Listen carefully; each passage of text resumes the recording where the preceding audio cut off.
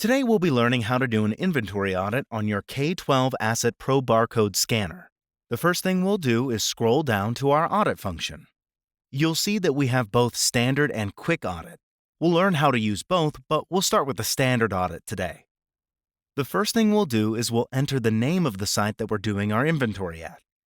We'll say we're at an elementary school. The next thing is we'll enter the location or the room that we're about to start our inventory. We have three ways of selecting the room. We can either select from the scrolling drop-down menu, we can start to type in the room number that we're going to be doing the inventory in, or if we're using barcode tags on the door frames in our district, we can also scan the barcode for the door frame. It will pull up the room number that the barcode is associated with, and we'll just tap it to enter it in there.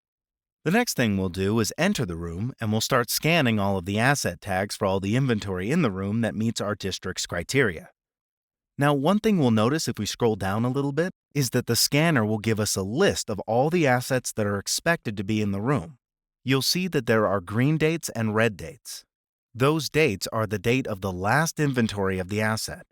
If an asset has never been inventoried before, that date will be blank.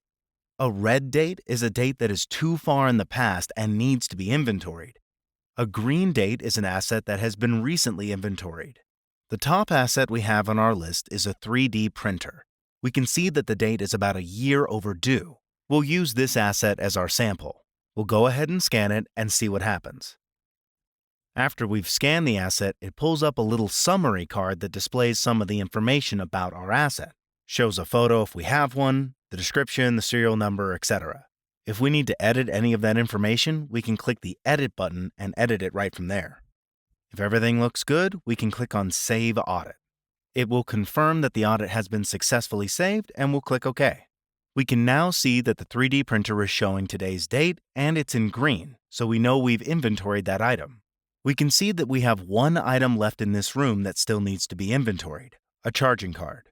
As a reminder, this is just a display of everything that's expected to be in the room. However, things do move from room to room throughout the year, so that item might not be there, but it's a good idea to go in and take a second look for that item. Now, if you need to do an inventory in a room that's not already in the system, you can simply click on Add New Location.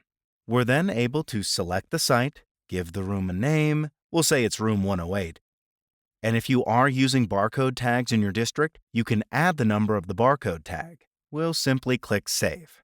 Now, I should note that we'll click on the drop-down menu and we'll delete out this current room that we're in. You may notice that room 108 does not immediately appear. Sometimes the screen just needs to be refreshed quickly after you've entered a new room. We'll do that simply by reselecting the site that we're looking at, and when I click that, it will force a refresh of the page, and I can now click on the location and room 108 is available for us.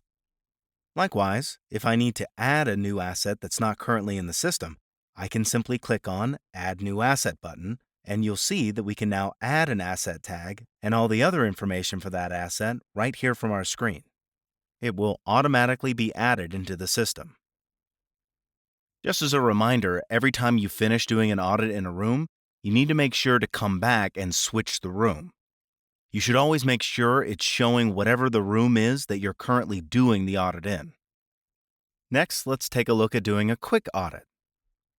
We'll click on the audit and go through the same procedure of telling the scanner what site we're at and what room we're doing the inventory in. We'll then go ahead and scan an asset.